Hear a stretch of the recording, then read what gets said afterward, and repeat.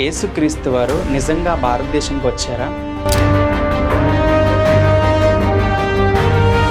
అసలు shroud of ట్యూరిన్‌లో ఏం చెప్తుంది? అందులో ఉన్న డీఎన్ఏ 40% ఇండియన్ యొక్క డీఎన్ఏతో మ్యాచ్ అవుతుందంటారు. అంటే యేసుప్రభు ఇండియన్ ఆరిజిన్‌కి సంబంధించిన ఒక వ్యక్తా? యేసుప్రభు ఇండియాకి వచ్చారా? అసలు యేసుప్రభు వారు నిజంగా సిలువలో చనిపోయారా అని రకరకాల ప్రశ్నలు ఈరోజు మనకు కనబడుతున్నాయి. అయితే మనం ఈ విషయంలో పూర్తిగా పరిశీలన చేద్దాం. అసలు ఏంటి ష్రౌడ్ ఆఫ్ ట్యూరిన్? దీనికి ఎందుకు ఇంత ప్రత్యేకత ఉంది? వన్ ఆఫ్ ద మేజర్‌గా ఎందుకు పిలువబడింది? మోస్ట్ డిబేటెడ్ టాపిక్‌గా ఇది ఎందుకు వినబడుతుంది అనేది ఈ వీడియోలో తెలుసుకుందాం. ఇది ఒక లెనిన్ క్లాత్. మీరు ఇక్కడ చూడొచ్చు. ఇది 4.4 మీటర్స్ ఉన్న ఒక లెనిన్ క్లాత్. అంటే మన తెలుగు భాషలో నారబట్ట అని చెప్పొచ్చు. సో ఎప్పుడైతే యేసుక్రీస్తు వారు చనిపోయారో, ఆయన చనిపోయిన తర్వాత ఆయన్ని ఎప్పుడైతే సమాధిలో పెట్టారో, సో ఆయన బాడీని టోటల్‌గా ఆయన బాడీని కవర్ చేయడానికి వాడబడిన క్లాత్‌నే వాళ్ళు ఏమని పిలుస్తారంటే ష్రౌడ్ ఆఫ్ ట్యూరిన్ అని పిలుస్తారు. ఇది సుమారు 4.4 మీటర్స్ లెంత్ ఉన్న లెనిన్ క్లాత్. నిజంగా యేసుక్రీస్తు వారు లెనిన్ క్లాత్‌తోనే చుట్టారా అంటే యెస్, బైబిల్ దాన్ని ఖచ్చితంగా సమర్థిస్తుంది. లెనిన్, అదే ఇంగ్లీష్‌లో లెనిన్ అని రాయబడింది, తెలుగులో అయితే నారబట్ట అని రాయబడింది. సో ఇది మీరు చూడొచ్చు.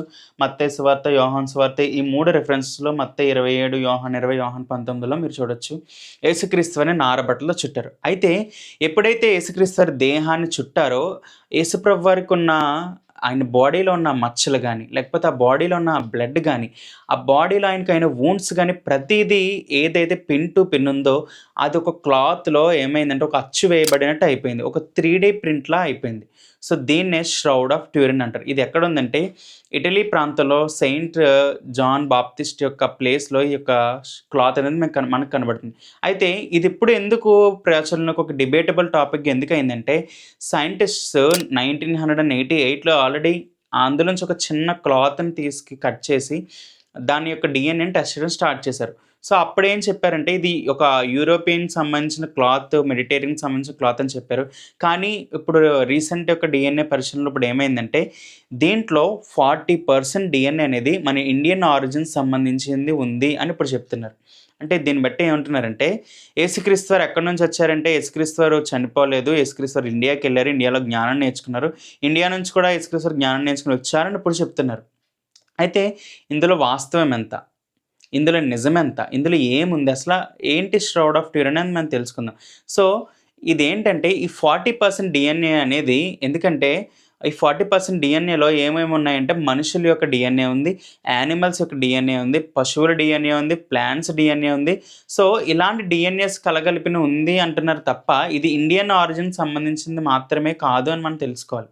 అంటే ఈ క్లాత్ అనేది ఇండియా నుంచి లేకపోతే ఇండస్ వ్యాలీ సివిలైజేషన్ ఏదైతే ఒకప్పుడు ఇండస్ వ్యాలీ సివిలైజేషన్ పిలువబడిందో ఈ ఈ ఆరిజిన్ నుంచి వచ్చింది కాబట్టి ఆ క్లాత్. ఎందుకంటే అప్పట్లో ట్రేడింగ్ అనేది జరిగేది.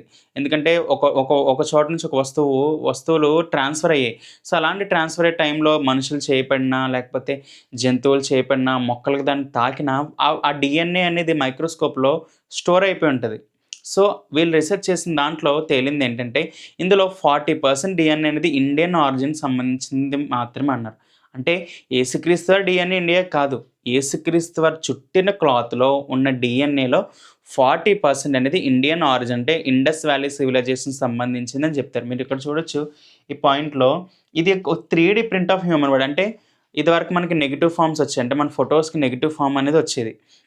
సో సేమ్ అలాగే ఆ క్లాత్‌లో కొన్న మచ్చలు, లేకపోతే ఆ బాడీలో పడిన ఆ వూండ్స్ యొక్క మరకలు గానీ, లేకపోతే యేసుక్రీస్తు వారి ముళ్ళ కిరీటం గానీ, సో ఇవన్నీ ఇంప్రింట్స్ పడినప్పుడు దీన్ని ఒక 3D imprint of human body అని చెప్పొచ్చు. సో ఇందులో 40% డీఎన్ఏ ట్రేసెస్ ఎక్కడి నుంచి వచ్చినాయంటే భారతదేశం నుంచి వచ్చినాయని చెప్పారు. అంటే ఇందులో ఏమున్నాయంటే మరలా మనుషులే, జంతువులే, మొక్కలే, బ్యాక్టీరియా ట్రేసెస్ ఇవన్నీ ఉన్నాయని కనబడుతుంది. అంటే ఆలోచించండి, ఒకప్పుడు 2000 సంవత్సరాల క్రితం మన ఇండియా అంటే ఇప్పుడున్న ఇండియా కాదు. ఒకప్పుడు ఎన్నో డిఫరెంట్ కంట్రీస్ కలిపి ఒక ఇండస్ వ్యాలీ సివిలైజేషన్ ఉండేది. అంటే ఒక చోటు నుంచి ఒక చోటుకి వస్తువులు మార్చేటప్పుడు, లేకపోతే ఈ క్లాత్‌కి ఉపయోగించబడిన లెనిన్ గానీ, ఈ క్లాత్‌కి ఉపయోగించబడిన కాటన్ గానీ ఏదైతే ఉందో అది డిఫరెంట్ మనుషుల చేతులు పడ్డాయి. డిఫరెంట్ మనుషుల నుంచి ట్రాన్స్‌ఫర్ అయ్యాయి. అలాగే జంతువుల ట్రేసెస్ పడ్డాయి, మొక్కల ట్రేసెస్ పడ్డాయి. ఎయిర్‌లో ట్రావెల్ అవుతున్నప్పుడు దాంట్లో పోలన్ యొక్క ట్రేసెస్ కనబడినాయి, బ్యాక్టీరియా ట్రేసెస్ కనబడినాయి అని చెప్తారు.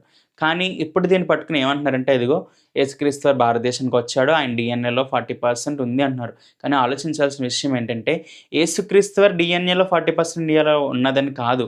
యేసుక్రీస్తు వారికి ఏదైతే క్లాత్ చుట్టారో ఆ క్లాత్‌ని ఎక్స్‌పెరిమెంట్ చేసిన తర్వాత అందులో 40% డీఎన్ఏ అనేది ఇండియన్ ఆరిజిన్ సంబంధించింది అంటున్నారు. సో, ఇంకా 60% ఏమన్నాయంటే యూరోపియన్ సంబంధించింది, మెడిటేరియన్ సంబంధించిన వ్యక్తుల వాళ్ళుంది, ఆఫ్రికన్ సంబంధించింది. సో, ఇలా డిఫరెంట్ కేటగరీస్ ఆఫ్ పీపుల్ వాళ్ళ యొక్క డీఎన్ఏ ఈ క్లాత్‌లో స్టోర్ అయ్యింది అని చెప్తున్నారు. సో, వీళ్ళు కూడా ఖచ్చితంగా చెప్పట్లేదు. ఎందుకంటే ఈ క్లాత్ అనేది సుమారు 2000 ఇయర్స్ బ్యాక్‌కి సంబంధించి సో, అప్పటికి ఇప్పటికి చాలా ఎన్నో వేల సంవత్సరాల గ్యాప్ ఉంది. కానీ ఇప్పుడు ఇది ఎందుకొచ్చిందంటే ఇప్పుడు రీసెంట్‌గా రీసెర్చ్ చేసి చెప్తున్నారు 40% డీఎన్ఏ అందులో ఉందని చెప్తున్నారు. కానీ ఆలోచించండి. బైబిల్ ఒకప్పుడు ఎప్పుడో చెప్పింది. ఇంతకీ యేసుక్రీస్తు వారు నిజంగా ఇండియాకెళ్లారా అంటే అస్సలు కాదు. ఎందుకంటే ఆయన నజరేయుడైన యేసుగా పిలువబడ్డారు.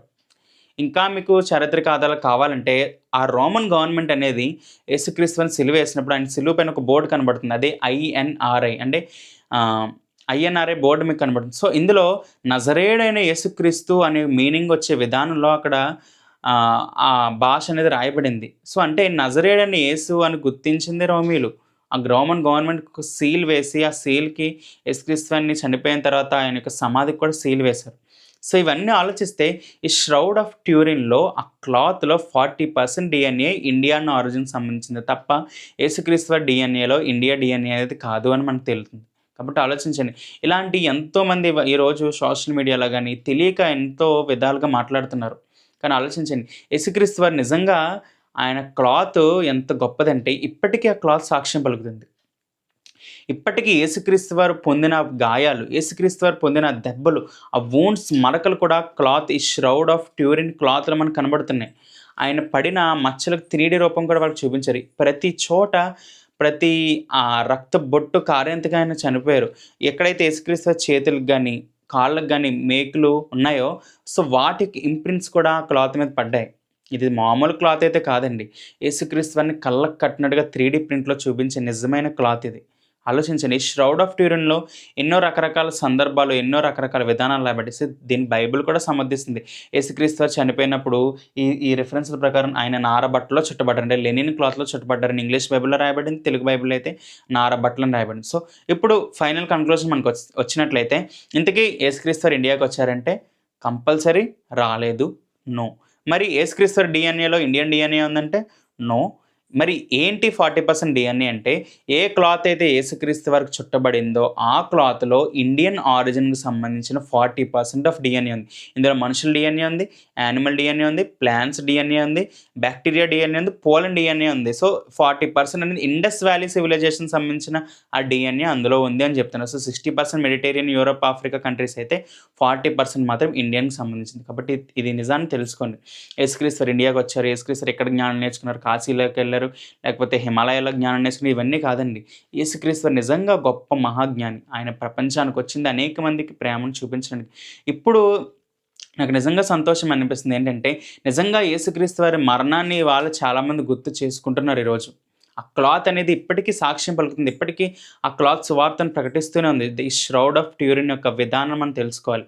కాబట్టి ఆలోచించండి.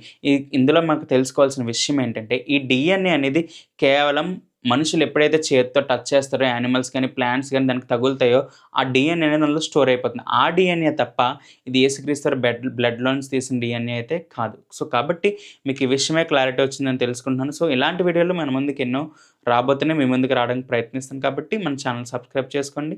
లైక్ చేసి ఈ వీడియో అనేక మందికి షేర్ చేయండి, కామెంట్ చేయండి. Thank you so much and happy good Friday to you all.